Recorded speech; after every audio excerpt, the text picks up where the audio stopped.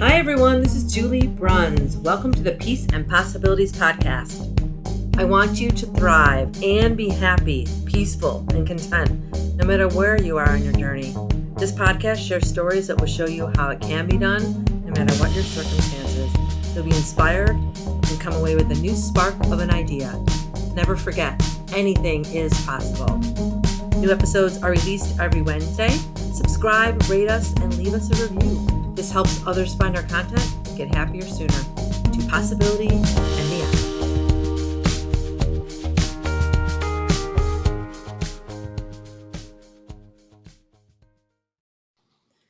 Okay, my guest this week is Layne Frank.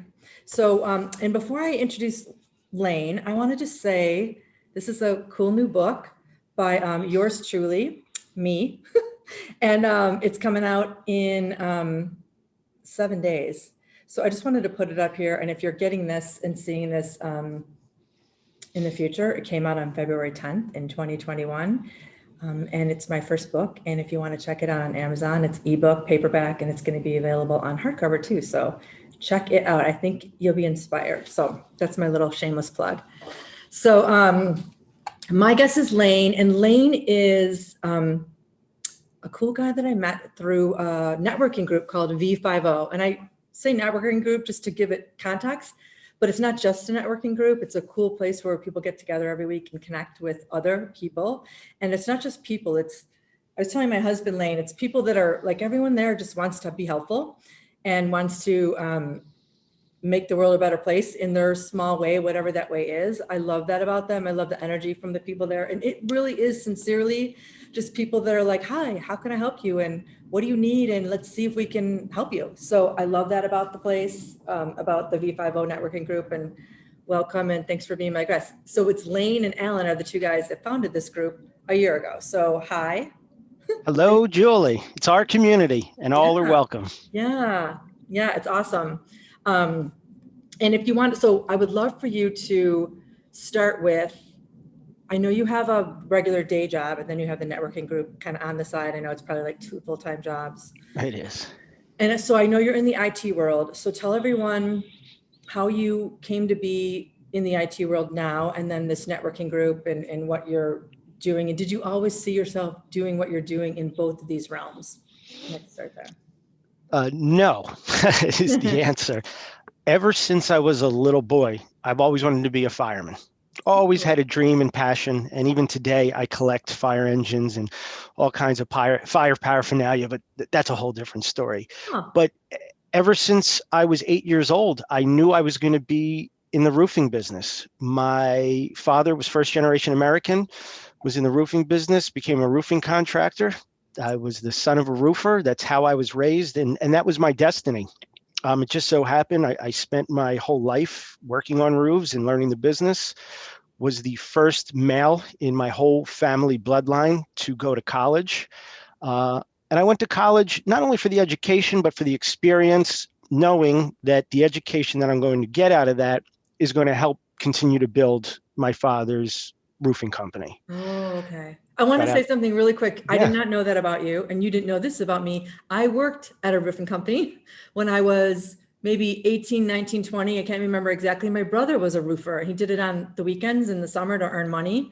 And he's like, they need a secretary at the time. They need someone to help him come in and do administrative stuff. And I started working there. So, and some of the funniest moments I've had in my life were up on roofs, cast the characters, work as a bunch of roofers. It's so funny. Okay. But when I got out of college in 1994, I moved back to Philadelphia, where I was born and raised, and went into the roofing business. I found out pretty quickly that having a career in roofing was not going to be for me. Okay. After about 9 months, I was contacted by a fraternity brother living in New York City, reached out and said, hey, come on up, got a job interview. Come to New York, come hang with the boys. It'll be a great time. Julie, I swear to you, I went up there with the clothes on my back, did the interview, met all the guys in Central Park, got stoned, never came back to Philadelphia. What was the job? What was the job interview for? It was for advertising sales for a publishing Oh, company. wow. So completely, just totally Completely 180. different. I said, let me start my life over. Let me move to the Big Apple. Let me hang with my friends and live in New York City, and never went back to Philadelphia. How And old then were you? 22. Okay. Oh, wow. So you were like, okay, this is it. Like, I have to, if I'm going to change something, now's the time. Yep. So I just did some odds and ends for a year or so and got very lucky with the internet and been in technology for over 25 years. That's crazy. It's been a So it's like, wild ride. were you scared when you did that? Like when you took that leap and you're like, okay, I'll do it and not go back to Philly. Were you like, I'm doing it? Or were you like, okay, I'm going to do it and see what happens? Was it like a clarifying, like, I'm going to do this and it's going to be awesome, or I have to do something different? No, there was no fear at all. I was upset that I was leaving my father, Yeah. but he gave me great advice. He said, I've had this business for a long time. Not one person is going to take it down, and go do what you feel you need to do.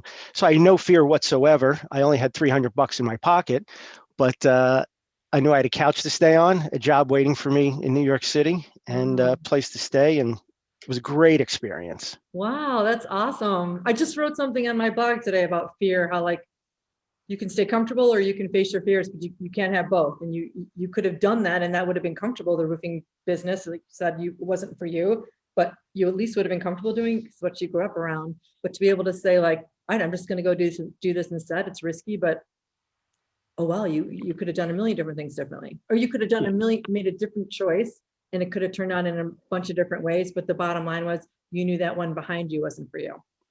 Yeah, and fear unfortunately holds back a lot of good people from Yeah. accomplishing their goals and dreams. And that's been a big topic over the past year, especially with us all being in this pandemic. Um, you have to overcome fear in order to succeed. I'm not saying you don't have to be fearful. You Right. should be fearful. You should have those butterflies in the stomach when you're embarking on a new journey, but Mhm. you have to overcome fear to move ahead. You have to. I mentioned this last week or the week before, but there's she's written a dozen books probably. Barbara Stanny or Barbara Houston is her name, and she's in her early 70s. And she has, I say that because her whole life writing, she has interviewed successful women, millionaires, six-figure, seven-figure entrepreneur women mostly. And she has never, ever interviewed one woman who said she did not have fear before she did whatever thing she did. So, and I'm telling people that because it's not like, oh, I'm not fearful, so I'm just going to go do it and see what happens. Like every single person that's successful had some sort of fear along the way. And if we think that it's the opposite, it's not true. And it just goes to show you, if someone is in her 70s and she spoke to probably thousands of women over her career, interviewing them for her books, and no one has ever not been fearful, everyone is. But that doesn't mean you shouldn't go do it. It probably means it's the thing you should be doing. You're just going to be a little scared. It's not going to kill you, right?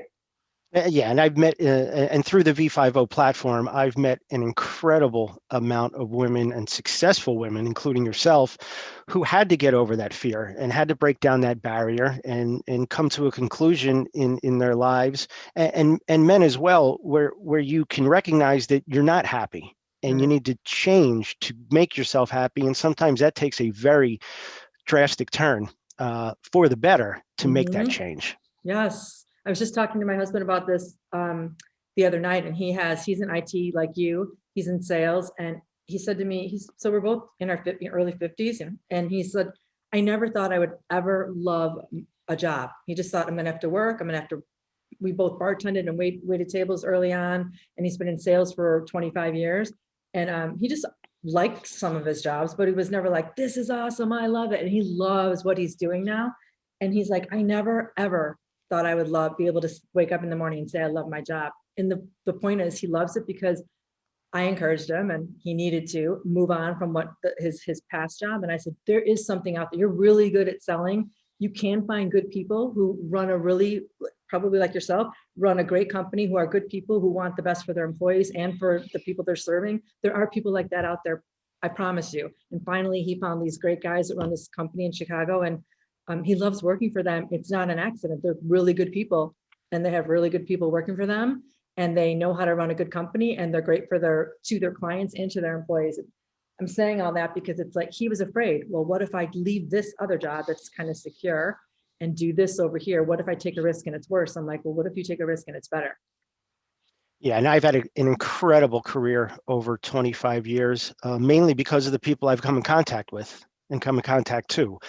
Culture is everything in an organization. You have to have the right culture, the right people, and that takes a long time to figure out per se.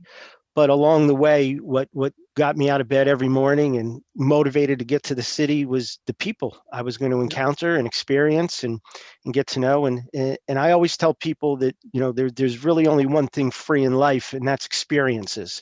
And if you can really embrace those experiences every opportunity you can, it's going to shape you as a person.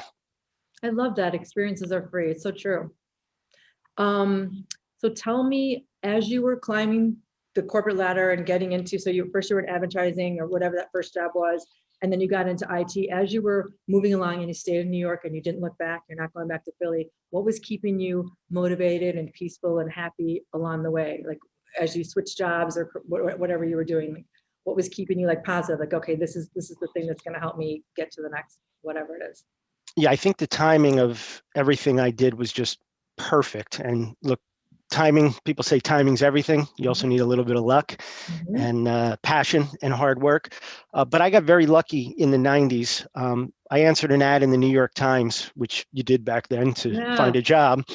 And I was a part of an amazing startup. There was a half a dozen of us, and you know, we built an internet service provider in New York City in the 90s, and we were the first company in the world to bring a high-speed internet connection into a commercial office building and distribute it to the tenants for internet access. And we blew up from there, and we had an amazing run from the mid 90s up until the big dot-com crash of 2000. Things started to unwind and fall apart in the industry. And then unfortunately, we were hit with 9/11, which really was a wake-up call for me. It's one of the few experiences in my life that still not a day goes by where I don't think about it, just because I was there and I experienced it. And I was married for a year at the time, so I took some time off. And one thing you mentioned earlier, a lot of my success is due to the support of my wife. You know, married, going on 21 years, always stood behind me, always supported me unconditionally, the good, the bad, the ugly. And it was a huge driver for me to want to go out there and accomplish my goals. And, you know, back in 2002 is when I got back into the market. And for 2 years, I did technology consulting. And then I had one of those experiences where fight or flight had to kick in, and I had to make a decision almost immediately to not only save my life, but, you know, my career and my family. And I was really forced to go out and start my own business in 2004. And that's exactly what I did. And I built that over the next 6 years, sold it in 2010 to BBH Solutions, who I've been with ever since and been heading up sales for them for the past 11 years. And I look back on all those chapters in my life and how I was able to hit rock bottom. And when I hit rock bottom, what did you do to get over that and start getting back to the top? So I've chronicled that through my career and really work with a lot of amazing people, telling the story in a lot more detail and working with them on how to achieve their goals and really get to where they want to go. Wow, that's cool. I'm learning so many cool things about you. That's why I love talking to people.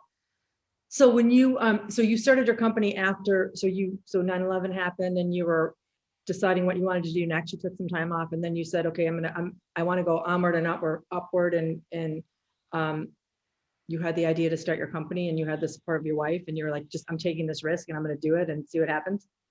Yeah, and like I said, you know, unfortunately, I was let go from that consulting company in just a very awful way. And I'm thinking to myself, okay, I'm married for a couple of years. I have a brand new baby. I closed on a house a week before I was let go. And I said, we have 30 days to figure this out, or we're potentially going to be on the street. And you know, the quick story goes, my wife tells it great. The day after I was fired, I woke up, put on the suit, and my wife said, where are you going? So I'm going back to the office. She says, you don't have a job. I said, they can't fire me. They just can't. And I remember walking down the street and into the office sweating, saying, what am I getting myself into? They're going to arrest me. The police are going to come. Walked back into the shock of many people, figured out a way to negotiate my job back.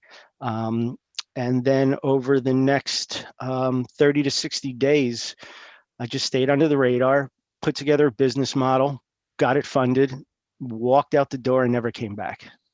Wow. So that was like your little, that risk you took to go back to the office after they let you go was like, I need like a cushion. Like I can come up with an idea, I can have a plan, but I need a cushion for the next couple of months. I had to pay the bills. Yeah, I just spent my life savings on my first home. And that's where that fight or flight kicks in. And going back to my early days of childhood and growing up in Philadelphia and just being in that roofing community and just, being on the streets, you learn how to fight at a really young age. And that kicked in and said, I can't let this happen to me. Oh, No, it cannot happen. And I that's didn't let awesome. it, I didn't let it happen. I love that. I can't let this happen to me. And then you had control over it instead of like, this is what they're going to do to me. No, this is what I'm going to do. I've had a couple of times in my life too, where I saw the writing on the wall with the companies I was at, like they were laying off people. I wasn't laid off yet, but I'd been laid off before. So I'm like, I knew what was coming. I'm like, no. I'm going to decide what I do next, not this employer. So now I learned to be proactive and get something before they say, now you can't have anything. Because then, like you said, you're desperate. You have to pay your bills. What are you going to do instead? So I learned early on after that first layoff that that's not going to be me. When I see the writing on the wall, I'm going to make the choice to go. Yeah, and being a business owner for those 6 years was just an awesome experience. It was difficult, but you're the boss. And what it forced me to do, which was a godsend, was I only know what I know. And people only know what they know. So I really had to surround myself with not only like-minded people, but people I believed who knew more than me, been there, done it before, call it smarter than me, had more experience to really keep accelerating my growth within my career. And I did just that. That's such an important message for anyone, whether they have their own company or not. Like maybe you're just a manager, not just, but you're a manager at a corporation that isn't yours.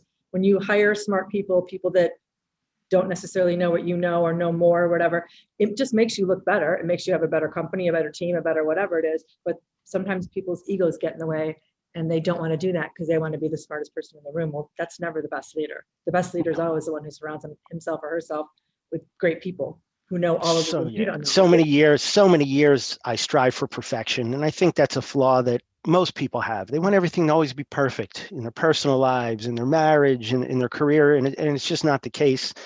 And, in your 20s and 30s, sure, sometimes you feel immortal and, everything's going to be perfect for you. But fortunately, I found out the hard way. You find out through experience. And I've learned, no matter what age, never be afraid to ask for help. Ask for help when you need it and rely on the support of family, friends, community. And as you know, that is the basis behind V50 that Alan and I have created. I love that. I love that you say what's one of the first things, like tell us what you need. Start asking people, tell people what you need, and someone's going to hear it and say, I can help you, or I have what you need. Maybe I don't have what you need, but I know someone who has what you need or can help you or whatever. So I love that advice. It's awesome. Okay, so what advice would you have? So I know you have how many kids do you have? Two? A boy who is a senior in high school and a girl who's a freshman in high school. Okay. So, I have two boys. I heard from my friends that have girls, it's like sometimes it's the same message, sometimes it's a different message. What would you tell someone? So your kids that are like embarking on college soon, or even people that you meet at V50, like people that are searching for a meaningful career, they got laid off. They're like, what am I going to do next? What advice would you tell them? And how would you like encourage them to use their strengths and figure out what's best for them or what they should be going for? I always tell people, even at a very young age, go with your gut. Go with your gut. Start with that. And especially with my son who's 17 and children especially always usually respond and react to what their gut says because they just don't know any better. Right. And a lot of times that decision you make is going to be right. Other times, of course, it's not going to be right and you're going to learn from it. I always tell people, go with your gut, ask a lot of questions, learn as much as you can, educate yourself on what you think interests you. And even more important, educate yourself on things you don't know about that might interest you. And you put those combinations together, and I think your decision-making skills and your ability to kind of want to seize that moment becomes a lot more clear than just moseying through life and waiting for someone to give you an opportunity. Myself, I've never had anything handed to me other than just love and support and everything I've always wanted growing up as a child. So I was always in the trenches, always head down and fighting for everything I've ever want to accomplish. And I like to think I instilled that in my family and the people that work with me and surround me. But you got to put up the good fight to get what you want out of life. For sure. Yes. Yes. Yeah. And the more parents that can be telling their kids, especially teenagers, that, the better, instead of just saying, oh, I'll just do it for you. Or here you go. And I'll just like give you that. It's like, that's never, first of all, it's not really teaching them anything. And second of all, it's not really showing them that, like you said, for your son, like going with your gut. And like, if that doesn't feel right, it's probably 90% of the time, you're probably going the right way if you go with your gut, you know? Very few people go with their gut and then regret it. It's usually the times you don't go with it that you're like, oh, I knew, I had a feeling or whatever it was, and I didn't trust it. And like you said, the kids, they don't know any better, so they just do it, and it's more natural to them. It's because it's right. And we are taught to doubt ourselves, to have some fear, to turn the other way, to not go after the thing we want because it might not work out. And then we get more scared and more scared, and then we stop taking risks and we don't have what we want. And what you'll learn through experience and practical field applications and just knowledge and age is, yeah, I still go with my gut, but I stop, think it through, and then execute instead of just going from the hip. Because a lot of times that's just not going to work unless you have a thought out plan behind it. Yeah, a plan. And then, that comes with maturity, age, experience, like you said. So we're not saying, just jump in and not think about it, but it helps in life to have a little bit of a plan, or say, my gut's telling me this, and because I think it's right, I'm going to do A, B, and C and line it all up so that when I do go this way that my gut's telling me to go, I'm better prepared for success, instead of just like jumping with 2 feet in and being irresponsible, which is something you can't really do when you're newly married and have a baby and all those other things. That's also, life experience. You don't have to take those risks are a lot easier to take if you don't have those people that are counting on you. And it's funny, you bring up kids, Generation Z is very, very different from our generation in a lot of different ways. But I encourage all your listeners today, when it comes to your children, absolutely love them, absolutely spoil them, absolutely do everything you possibly can for them as a parent, because life is short as we know it, and you have one life to live. But just do your best to keep them grounded and real and as authentic as possible, and caring and helpful. Look, I don't have to tell you, these kids today, they live by the phone, they live by the internet. It's a completely different world than how we were raised and the things we do. Not necessarily a bad world. You just got to pay. I think you have to pay a little more attention, or a lot more attention today than when we were children, because they just are exposed to so much more at an instant and in real time than we ever were as children growing up, other than what was right in front of us, what we were doing. Yeah. I say too, it's like, there's so many more choices. There's so much. And I've said this to my boys, my one older one has already graduated from college. The other one just started, but it's almost harder for them because they have more choices. Like they really could do anything, have anything, be anything, see anything.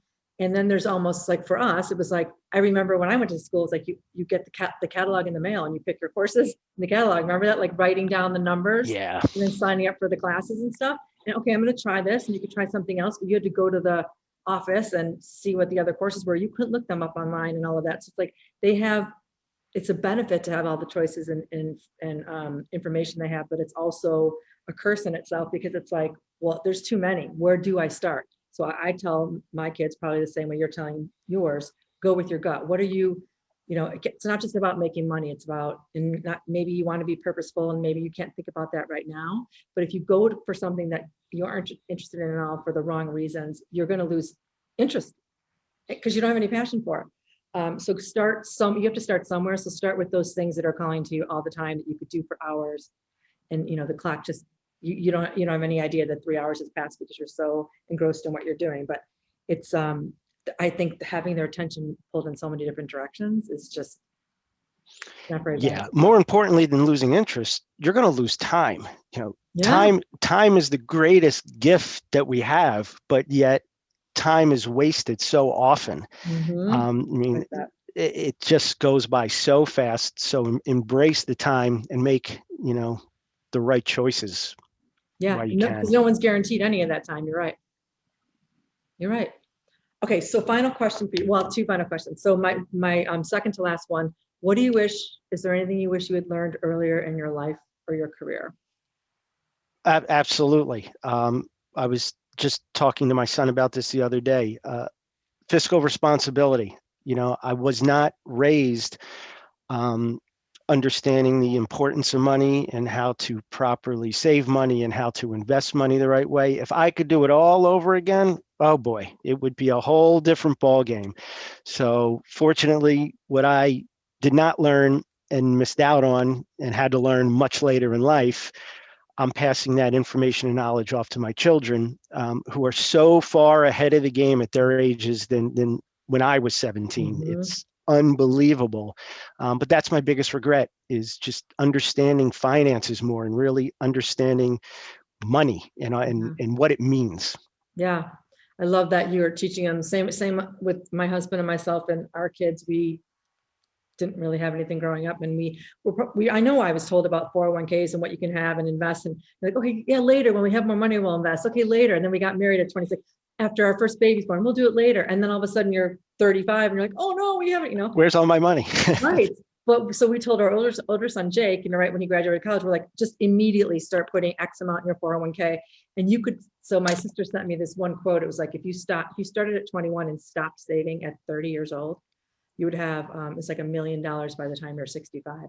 If you started at 30 and went all the way until you were, I think, 55 or 60, you could do it for 25 or 30 years and still have a couple $100,000 less than you would if you went from 21 to 30 and saved the same amount and stopped. You don't have to invest anything else. You just, from the, what's it called? The, oh my God, what's the accumulation? The Compounding interest. Thank you, compound interest. Just because of that alone. So we showed our son that quote and that number, and we were like, Jake, you can stop at 30, never invest another dime, and you're still going to have more money than people that started at 30 or 35. I'll just keep like, growing.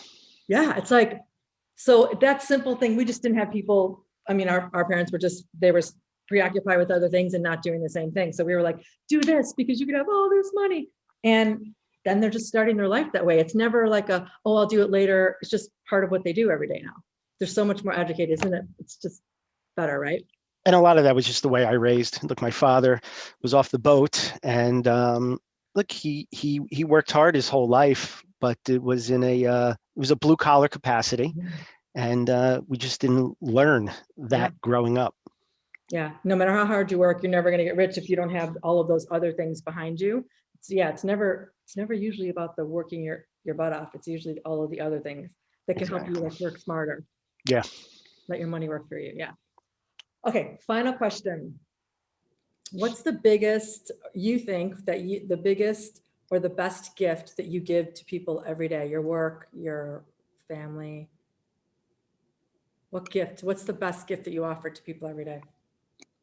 A sense of joy, happiness, and belonging. I think that's what it is. It's the past 10 months have taught all of us a lot, but over the years, I've really learned to become a really great listener. I really love to help people. People say I'm funny. I make a lot of people laugh. My house is a comedy show, and my kids think I'm weird, but hey, I'd rather be weird and make them laugh than not be a part of their lives at all.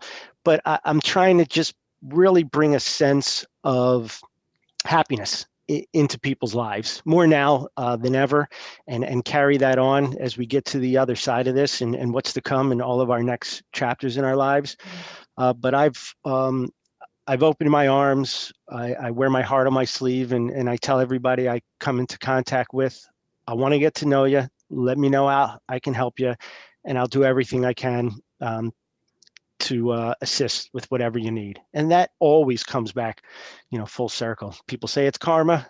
I'm living and breathing that. It always comes back full circle, Yeah. and see where life takes you.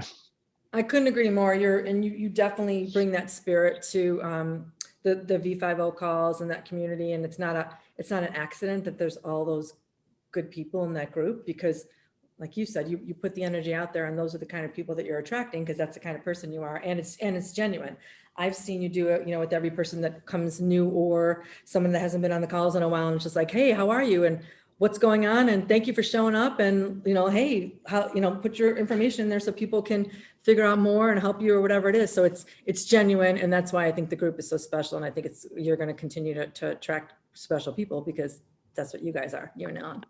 Thank you. That is the plan. Alan and I, when we started this, we had no idea what we wanted to do, but we know that the pandemic was really a gift for us, because it allowed us to create a clean slate and this white space to really create the type of community that we wanted to build. And we don't have a plan B. We said, let's just move forward with this plan. And, almost a year later, it's wow. Oh my God, look at what we've created. And it's so much fun every single day. It's really the sanity. It keeps us sane in light of everything going on, that we have so much to work for, to help so many people out and continue to build this community. Yeah. And it's like, you're helping people, and then they're helping people, and the network just keeps, it's just more of people reaching out and doing good things. And that's always going to be better for the planet, better for you and your life. And I'm really glad you guys started. I also want to commend you guys, because a lot of people just kind of froze when all of that happened almost a year ago. Like, what am I going to do? And a lot of people just contracted and said, I'm going to do nothing. Instead, you guys said, you know what, we have an opportunity here. There's a problem. Everyone else is feeling the same thing, which is not connected to other people. And what can we do to help change that? And so instead, and this is also a great lesson, you didn't have it all figured out. You didn't have a plan B. You just said, I don't know, you think you said some of this before on the calls. You just said, let's just start and see what happens. Like, you had an idea, you had a vision, but you're like, let's just start doing it. So you weren't planning it for months, right? You just started doing it. Just started doing it. Like, yes. how we opened up this podcast today. When we launched this in March of last year, we all thought we were going to be back in our offices in 3 weeks. Mm-hmm. So it was just a way to get people together to kind of buy the time until we're back to normal.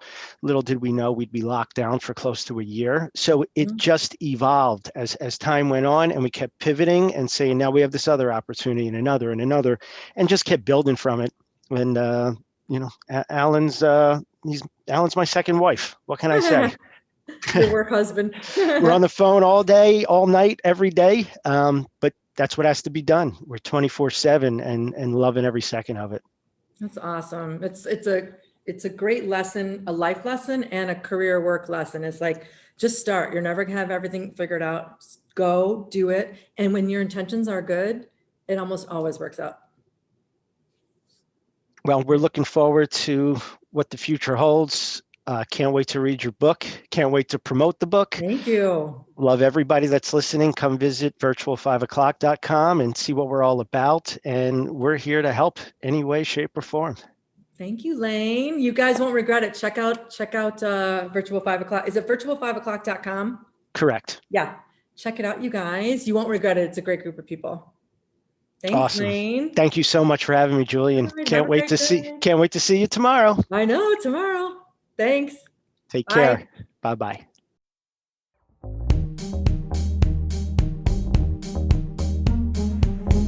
Thanks for listening. If you loved this content, please rate us 5 stars on Apple Podcasts or whichever platform you found us on.